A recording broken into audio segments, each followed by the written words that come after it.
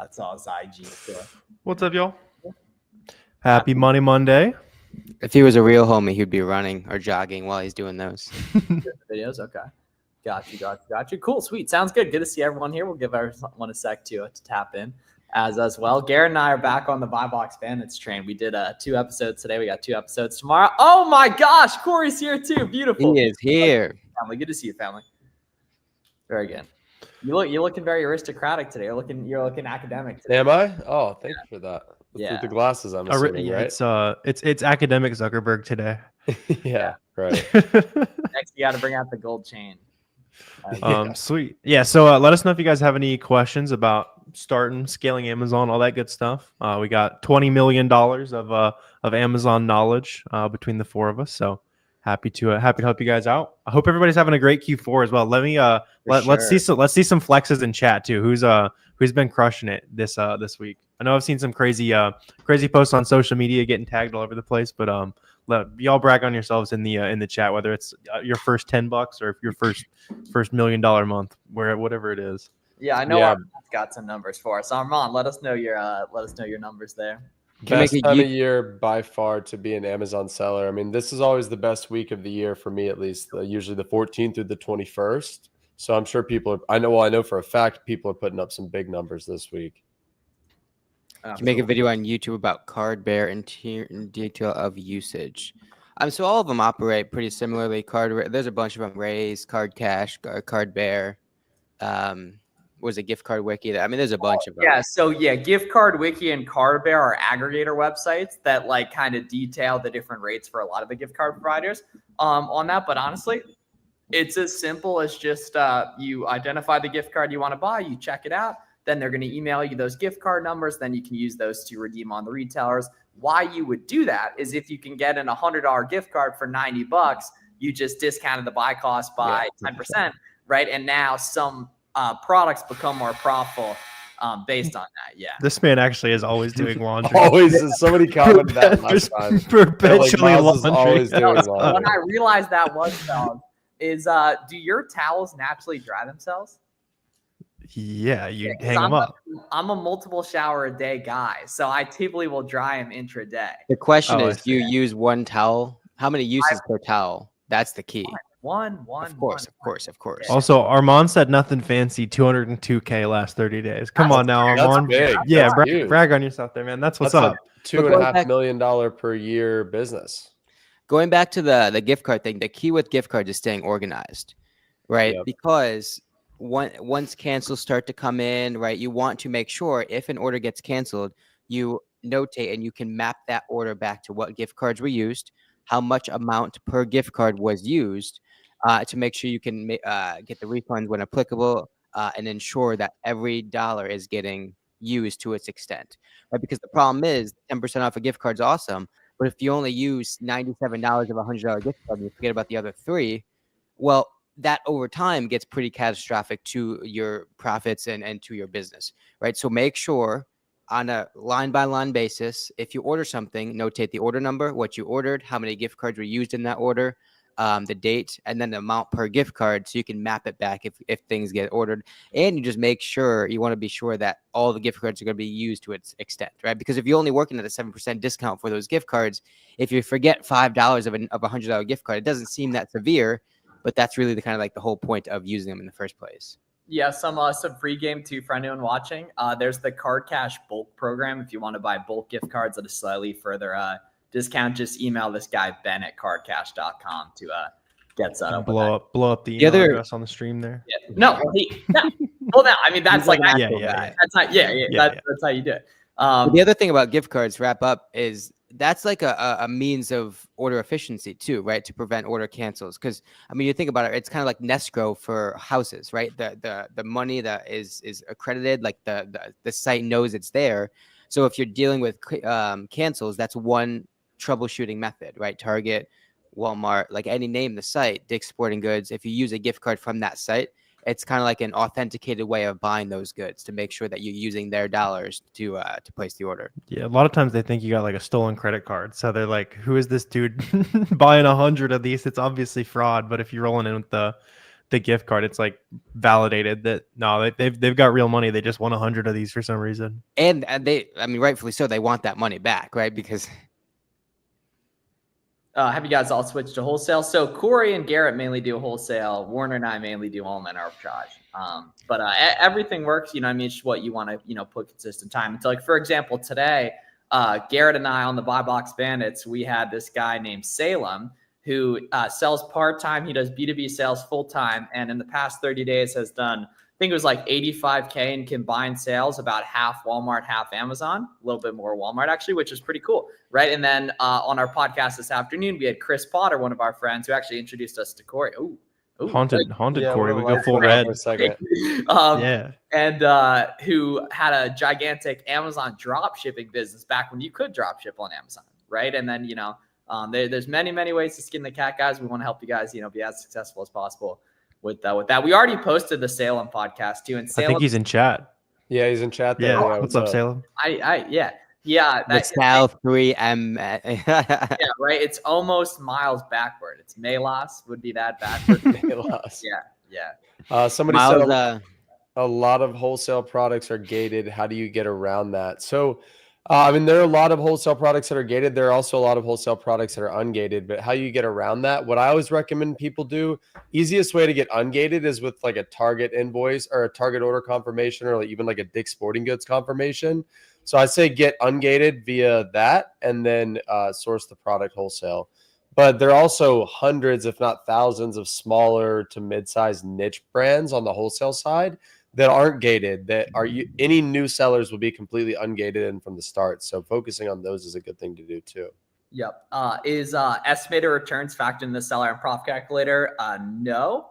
And then process for return should be ideally sell it back on Amazon if it's sellable. If not, eBay, Mercari, you know, Facebook Marketplace is going to be the wave on that. And Justin, don't let gating be a reason to not sell something. You know what I mean? Like, as long as you can apply for it, you can get approved for it, especially if you see other people selling it, which is going to be the ideal product, for example. So you'll be good to go on there. We've grown 6 figures eBay store and want to. If you can grow to eBay to 6 figures, you can do anything. You can you can do Amazon for sure. You can conquer anything. If they Console Live do any, you do consulting rather than courses. My eBay is fully automated. I have teams running it. I mean, so if you could set up that sort of system, you're gonna do very, very, very well in Amazon and Walmart, right? A little bit more put together marketplaces, right? More data, more information, more people talking about it. So just start kind of consuming all of our content and kind of go from there, right? The first key is just learning the data, learning the source, developing that like data fluency skill, and then you're off to the races. Everything else will fall into place with your previous experience and kind of operator skills. Yeah, bro, like that skill set's going to translate really, really nicely. Really, all you need to do to crack the code and to be able to find a lot of profitable SKUs is just learn the little tip and trick that makes each website good, right? Which in many cases is going to be like a coupon or a coupon plus a gift card, for example. The main thing is I don't understand Amazon at all and FBA. Hey, you're in the right place, man. Yeah, then watch everything that all of us have put out on YouTube, and that'll help. That's it. Just watch all of it. Well, that'll really help, you know, get your feet wet and just start to understand the process. But like, you're not really going to know everything yourself until you've taken action. And what I recommend people do is start with retail arbitrage. Go to a store, scan products in the clearance section, see what makes sense, and then make a low risk, not necessarily gamble, right, but educated buy on something in store, and then go from there and learn that way.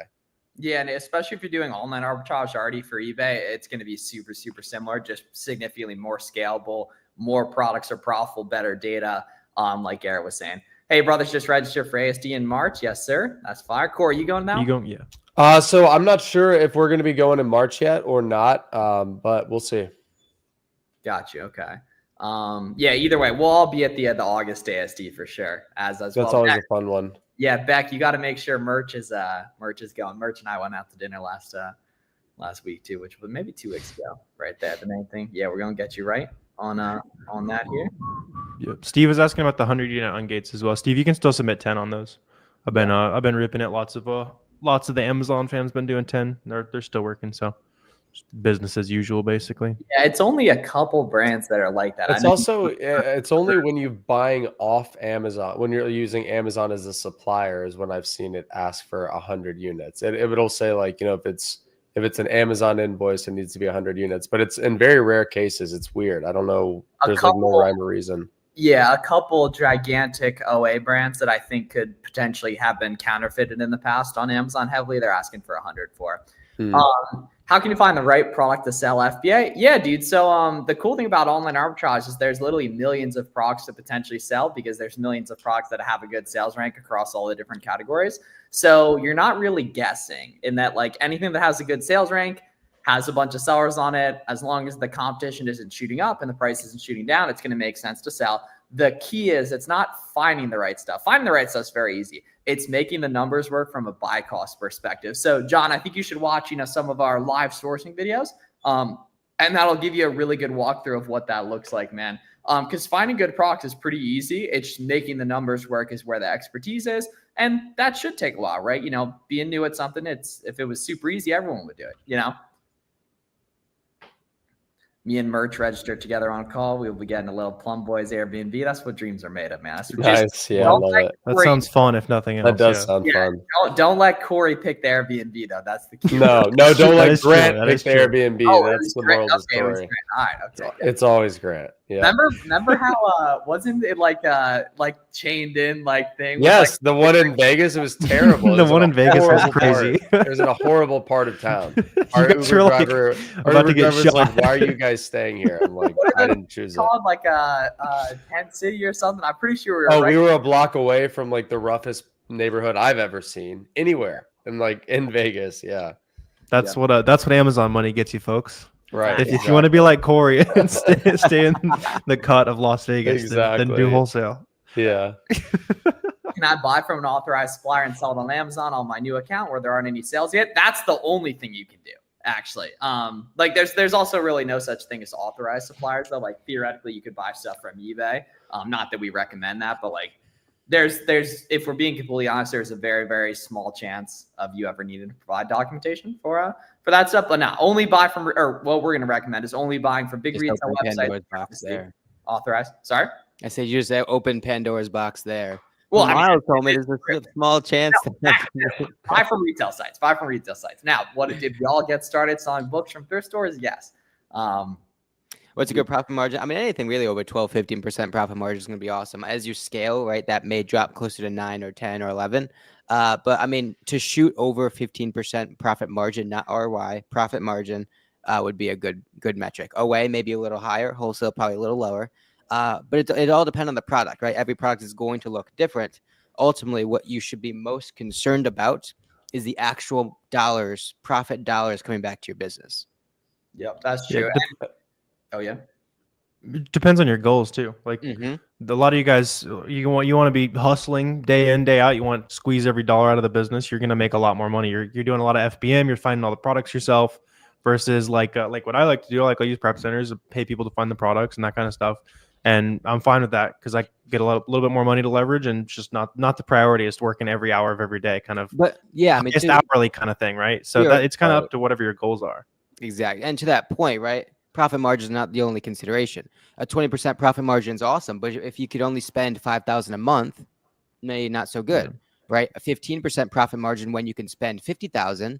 Do the math, that's way, way, way more profitable. So there's going to be some sort of happy medium where the union of spending power, profit margin, and just efficiency of the operation, it's going to kind of all meet in the middle somewhere. Yeah, Carlisle, we wouldn't be here if that wasn't. Yep, we sell on Amazon.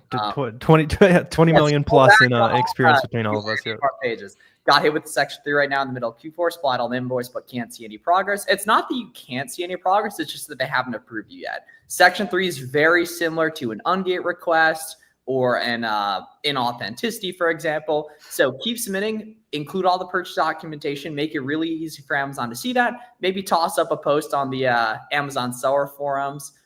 Maybe toss up a DM to Amazon seller help on Twitter. For example, and you'll get right. What do we think? Do we think that's Nathan in the profile pic? I Oh, Ooh, could be. Could It be. Probably, kind of looks yeah. like, I can't tell if it's like a I pro can't tell if soccer it's yeah. I player. can't. Yeah. oh, I think And it's a nice jersey. I think that's him. I think that's A him. tip with the section 3 too, so it helps to combine all of your documentation, everything that you have into one Google Doc or into one like PDF, and giving everything kind of like a cover page. So like, here's all my identification documents, right? And then you list out, your passport, your driver's license, all that stuff. Here are my invoices, and then you list those out, and you just like spell it out and make it crystal clear to the Amazon employee who's reviewing that document. Hey, here's everything that's here. Here it is, all in sequential order and the order of everything that they asked for it in. And then you just kind of let them come to that conclusion that everything's good to go. And the easier you make it on them, that usually the quicker you'll get approved. Yeah, Chris has a good podcast on that as well. If you Yeah. get onto the Oh, yeah. Section That's 3. one And of then the I best also, resources. yeah, I also have a good interview with one of my guys who got a Section 3. We kind of talk out everything that he did to beat his. So there's some good YouTube videos you can check out as well, Nathan. How slow does sales velocity get after Q4? I started selling Q4 this year and was able to partner with an automotive brand. I just want to manage my expectations going into next year. So the good news is it's not like sales just stop happening after Q4, right? January historically is my second best month of the year. So January should be a really good month, assuming you still have a lot of good product in stock. And you should ride that momentum into the rest of Q1. February, at least in my experience, is usually a little slower, but it doesn't have to be. As long as you keep buying more inventory and as long as you keep sending more product to FBA, your sales are going to keep going up no matter what time of year it is. Just You guys because Amazon might slow down by 10, 20% or whatever it is, maybe a little more than that, doesn't mean that you're not growing more than 10, 20% a month. Right. Unless you're already like really pushing weight there. But congrats on the automotive brand partner. That's a big step there. Sweet. Yeah, now you can leverage that relationship too. So next time you talk to different automotive brands, it instantly gets easier because you're like, yo, we work with this brand. Like, oh, we know that brand. Yep. Are you guys running more than one Amazon seller account as a safe? I mean, there shouldn't be a need. If you buy from legitimate sites and brands and distribution companies, you should be fine. There is something to be said about mitigating risk with other platforms, right? So Walmart, eBay, etc. But in terms of Amazon, if you keep proper documentation, follow the rules, don't take any shortcuts, you'll be fine. Yeah. It's Plus, probably more Amazon's risk going to link than- your accounts together anyway. Yeah, like, there's probably more if they harm were than going to ban good. you for something, then they know all your accounts. You're allowed to have multiple accounts. You don't need to like sneak around on it, but they're going to know. Like you got to link socials Yeah, and bank if account you- info, and there's way too much info you have to link for them to not be able to figure it out. That doesn't give you a short pass to to take shortcuts. Yep. Yes, sir. Shout out Ariel right there. I saw the flex on Twitter there, man. Keep it up. Thank you. So Ali, good question here. When does Amazon usually schedule a verification interview? Anything to look out for when they do? So I just had another one of these probably 2 weeks ago, and we just got word yesterday that we passed it. So it was very similar to the Section 3 interview in the sense that you show up, they verify your identity first, and then they want to verify supply chain for, in our case, this time it was a specific product. So just like I said a couple minutes ago, we had a PDF prepared with all of our invoices in sequential order, spelled it out, made it very clear exactly what our supply chain was, gave it to the Amazon employee there on the call. We sent it to them after the fact. They'll probably ask you to do the same, and then it'll take them 3 to 5 business days to kind of verify everything. And if they like your documentation, they'll email you and say you're good to go. Was that for my distro company? No, this was for a different product, but for yours, that was just a regular, like we just were able to submit that to account health, no problem, just like normal. Hey, Dubs. Yeah, so that was hype. W Corey. We're undefeated. We stay undefeated. Yep. Undefeated against the odds. How do I find good products to source? You watch the live sourcing videos on any of these 3 guys' platforms, and you just pretty much do exactly what they do. It's finding what already works, which they show you what already works, and it's just copying that pretty much. Thanks for yes, sir, Ollie. Quantity one. What's up, Tony? Yeah, I mean, in that you're selling enough, Tony. Where like honestly, yeah. And you Mr. were actually Vegas. never technically required to submit those either. Like for that, someone just has to do it on listing. It's very similar to a compliance request. I heard Tony actually bought Luxor with his FBM profits, but that could just be a rumor. Back to answer your question. Yeah. So if you're already selling on Amazon, if you're doing arbitrage and looking to transition to wholesale, or if you're doing wholesale and you're looking to just grow that component, then you'd be a good fit. So just DM me if you're interested. Yeah, Bex is How do I find wholesale for my brand new account? So the easiest way is to call the brand and ask them for references to open up for their distribution companies. Every brand has distributors that they work with, every single one. Now, ideally, you work and buy directly from the brand. That's not always going to be the case. But the only way to find that out is to call them, ask to buy from them, right? Specifically go in with SKUs and quantities and a target price point in mind. And then from there, if they say no, say, okay, who can I buy from, right? Give me a list of people I can buy from. I still want to put money into your brand, and value into your brand. How can we make it happen? And so often the brand, if they don't sell directly to retailers like you, a lot of times they'll tell you, well, hey, go to this specific distributor. Like this happened to me last week. I called a brand. They said, hey, we don't sell direct, but I want you to call this specific person at this specific distributor. They can order all the stuff directly through us. So it's as good as having an account with the brand. It's just with the distributor instead. And that distributor also has access to a lot of other brands in that niche too. So it opens up a lot more doors. This is some game right here, T. You can read on the back of the box. You'd find where the Yep. product. That's some serious. I posted about that before, and that's true. Like a lot of, and this is especially the case with a lot of grocery products. If you look on like any grocery product, it'll say distributed by XYZ. Sometimes it's the name of the manufacturer, but sometimes it's the name of a distributor that is like the distributor for that company. Makes sense. Just hit 9K. Damn, that's fine. Oh yeah, that's solid. Yeah, excellent start right there, man. Yeah. So what you should do now is from the crib when you're home, storefront stock your main competitors on your main listings, and you're going to find other products most likely from the same places, and that's going to be fire for you. Yes, and then toxic gameplays. Then you say, understood. There's a lot of people I wouldn't want to work with as well. Here's why we're different, right? Here's why we're not like the other folks that you've talked to in the past. I don't blame you for not wanting to sell to e-commerce people. Listen, I know a lot of them, and I wouldn't want to work with them either. However, we operate a little differently, and here's why. He said, I am VA. Please hire me. Please hire me. Yeah, Toxic. Tell him that just tell him that your mom would be mad next time she visits if you don't land the account. Yeah, bro. I love TGP right there. Still have hundreds of orders. That's game for wholesale right there. No, you want to stay away from generic brands. 100% stay away. Yeah. Auto pass. No profit is worth getting on a generic listing. Easy way to get your account shut down. Technically, and you're pretending that brand is called generic is what you're doing. So it's like copyright infringement. If you're pretending that Adidas is called generic is kind of what the back end looks like. And sometimes people like, especially newer sellers, like, wait, like, why can't I sell on the generic listing? And it's because basically in the past, Amazon has come out and said, I think it's a bannable offense to sell on some of these listings. So sometimes Amazon just doesn't enforce it. But if you're selling on a listing where the brand name is generic, technically Amazon can kick you, can I think suspend your account at any point in time, right? So there's really no listing or no product where it's worth taking that risk for a listing that's not compliant, Yeah, and you can just get ungated too. As long as you can apply for it, you can go ahead and get ungated in there. Yes, Yizvin, yes, do that. Yeah, a couple good questions about payments, so we can hit those at once. How do you manage like paying yourself? Do you take a certain percentage? So somebody else has also mentioned I'm a big fan of taking 1% of your profit from day one. The reason why that's valuable is because the money feels real. Otherwise, it's all just numbers that you're moving around, and it doesn't feel like real progress. Like it's not beneficial for the business, but like psychologically, it'll help you a lot in terms of like staying motivated. And it also has the benefit of you being forced to calculate what your business is actually making in profit every month from month one.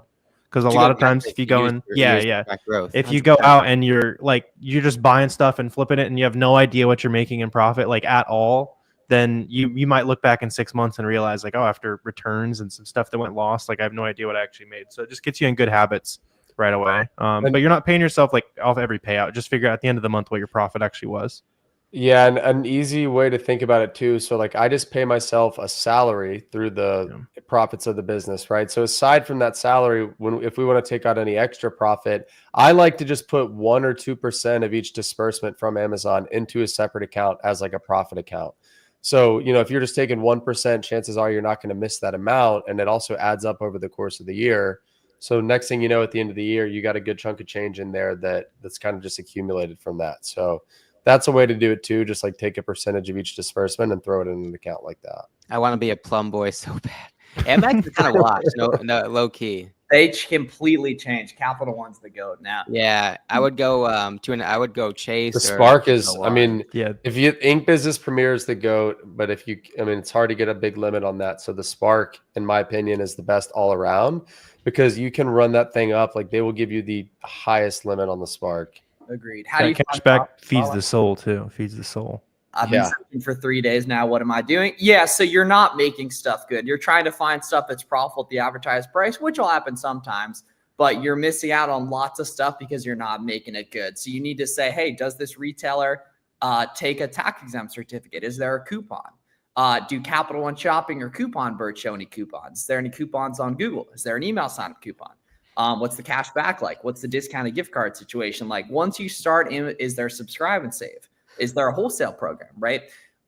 If you're not finding stuff where the numbers make sense, it's because you're not making it good. It is 99% of the cases. Yeah. If you want to get just like easy proof of concept, then go hit a store because retail arbitrage, you're finding stuff, right? If you're anytime wholesale on arbitrage, you're making it profitable. So if you're just trying to get like the ball rolling, just kind of see how it works, then go hit a store for a couple days.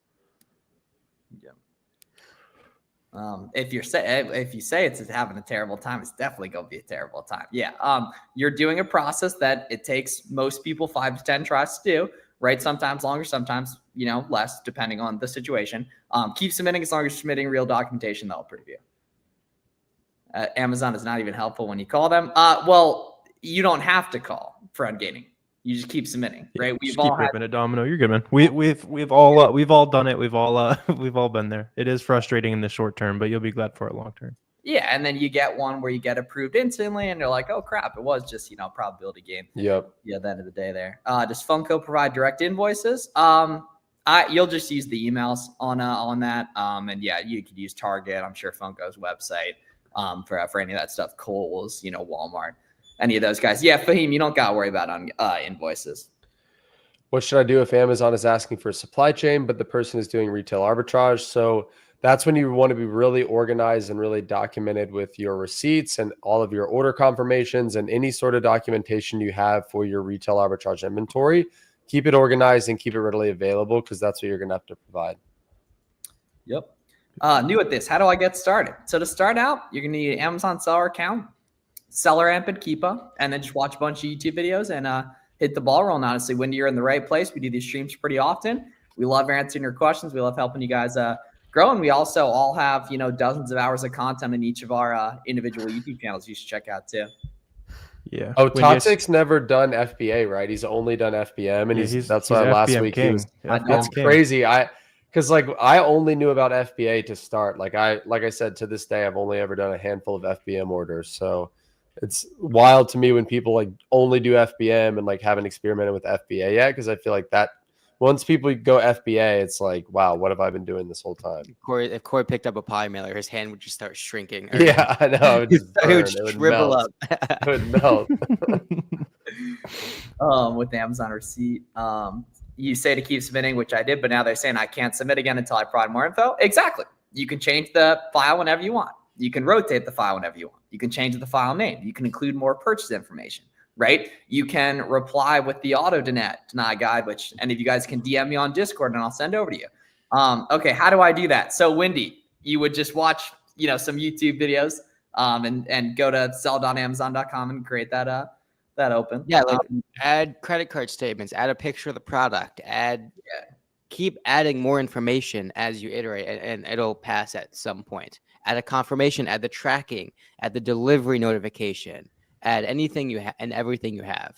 Because what they're not saying is they're not denying your opportunity to keep applying. They're saying that you haven't provided any new information. So that's why you've got to either edit your existing information or add something new. Yeah. What category? I didn't buy more units of this item, bro. 100%, 150 ROI sold. a storefront stock. And there might be other SKUs in that brand. You might still be able to get more of that specific ASIN right there. But regardless, phenomenal. But, I mean, That's the biggest regret of many a good yeah. Amazon sellers. it's They're not gonna be toxic. the first Yeah, time you it's say- yeah. not gonna be the last time you say It's that. not the oh man, I shouldn't have bought this. It's the damn, I wish I'd I bought wish I would've bought 500 it. of this. Yeah. So many But more. like, make sure you're documenting on an Excel sheet all the things you're doing, sales you've hit well, how much you've spent at particular sales. When did sales start picking up? That item, when did you buy it? When did it start selling? How many did you buy? How many should you have bought? Right? Because you can reference all of this information next year. Right? What you don't want to happen is to approach next Q4 as if it's your first when it's really your third. You want to iterate every single Q4 and continue to bring the information that you've learned from last Q4 into the next. Facts right there. Cool. All right. Thanks for sharing your information. Absolutely. That's true. Yeah, that's 100% true on that. Revelations. Cool. All right. Appreciate y'all tapping in for another Money Monday. We're probably January or February should be the year and a half mark for Money Mondays here. As well. Surprised you don't know the exact date. Yep. Ooh, I know we have been doing it for a while.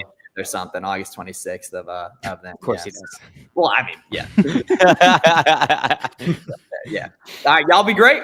Follow all these guys on socials. Check out the Buy Box Bandits podcast we posted today, and keep fulfilling those FBM orders. And we'll see you guys soon for another Q&A. Y'all be great. All right, Godspeed. see you guys. Let's make it a good week. You guys See you guys.